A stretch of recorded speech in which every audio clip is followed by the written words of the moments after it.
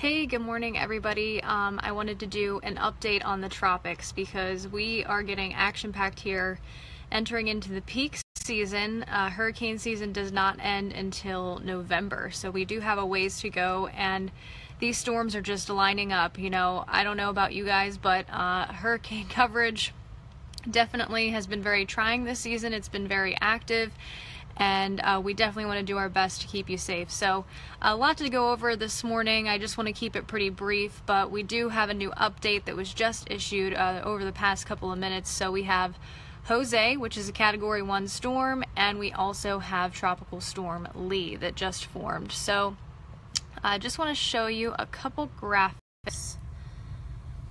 So here's where we are at right now. This is a look at the tropics. This is Jose. Let me just double check and make sure I have the correct stats on him.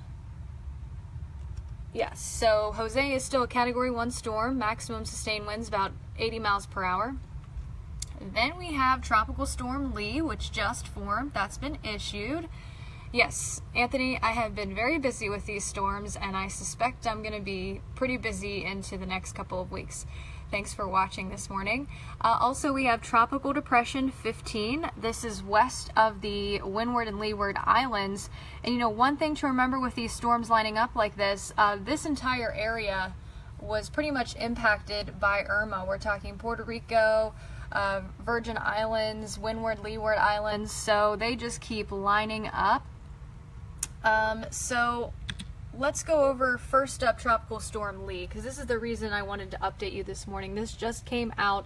The good news with Lee is it's expected to stay a pretty weak storm. You can see tropical storm all the way through Monday, even into Tuesday, and then just becoming a remnant low. So basically what's going to happen to Lee is he's in some warmer water right now. That's leading to some strengthening, but then basically just going to have a lot of shear. And when I say shear, that's just basically some higher wind.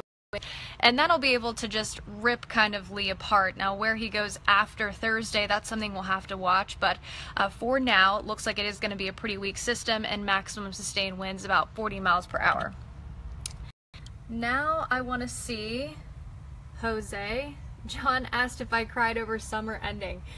You know, I definitely am sad summer's over. But, as many of you know from keeping up with me, fall's my favorite season. I'm just trying to get all my last summer dresses out so I can start pulling out the fall stuff, and you know I can't wait for that. So definitely not crying that summertime's over. I'm ready for the break from the humidity, that's for sure. Thanks for watching, John. Here's a look at Jose this morning. So he's a Category 1 storm into the early half of the week, expected to take this track east of the coastline. I don't know about you, but thank goodness. I was really not wanting it to come into the coast, and this is looking like it is growing with more certainty that it'll stay off the coastline.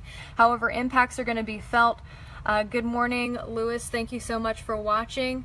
As you can see, that impacts will be felt along the coastline. Outer Banks, up towards the eastern shore, Ocean City, Rehoboth Beach.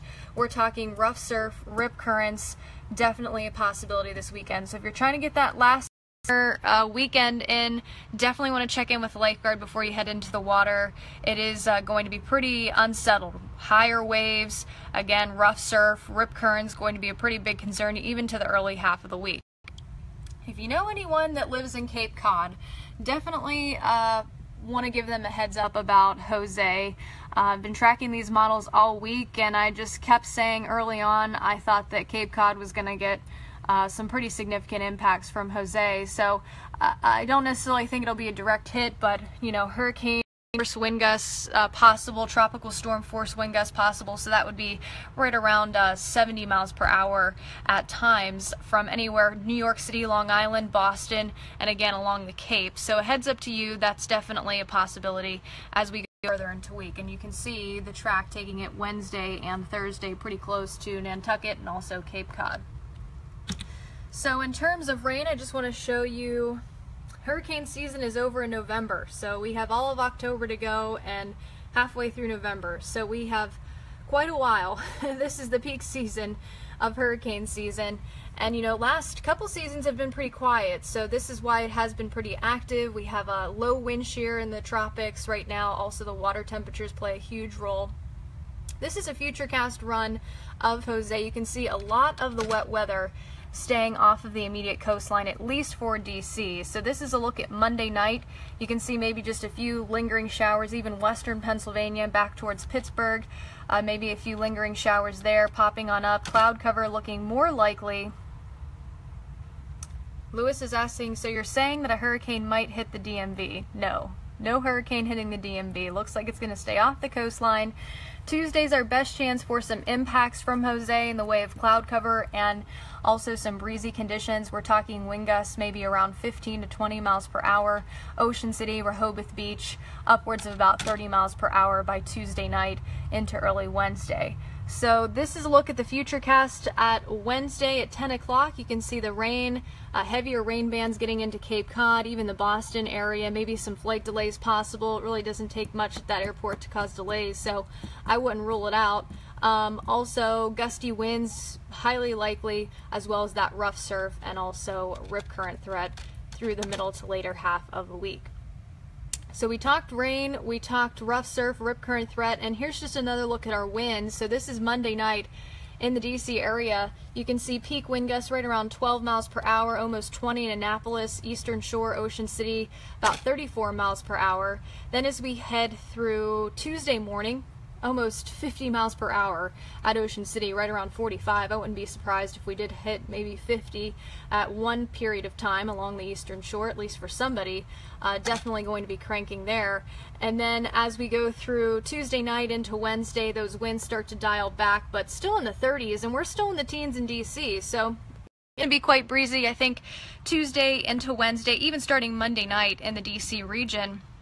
For now, our weather pattern is pretty quiet. We have a nice weekend, lots of sunshine, very brief possible shower later today popping up. We have a little bit of some instability out there, and also we've had higher dew points, so that's able to cause maybe just a pop-up shower. I think the best chance for that in the higher terrain, and also maybe just getting into the DC area. But I have to express, I think a lot of us, if not all of us, going to end up with a mostly dry day. So really I wouldn't cancel any of those outdoor activities through today, through tomorrow.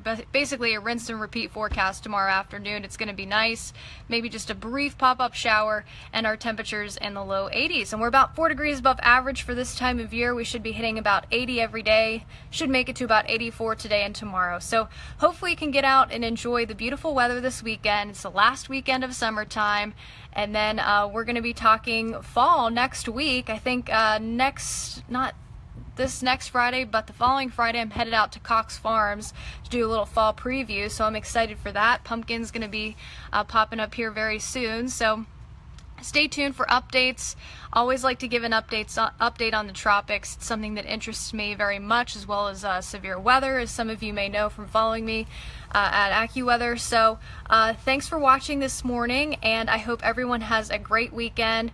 And also just thanks for watching, and I hope you have a good early half of the week. Have a good one.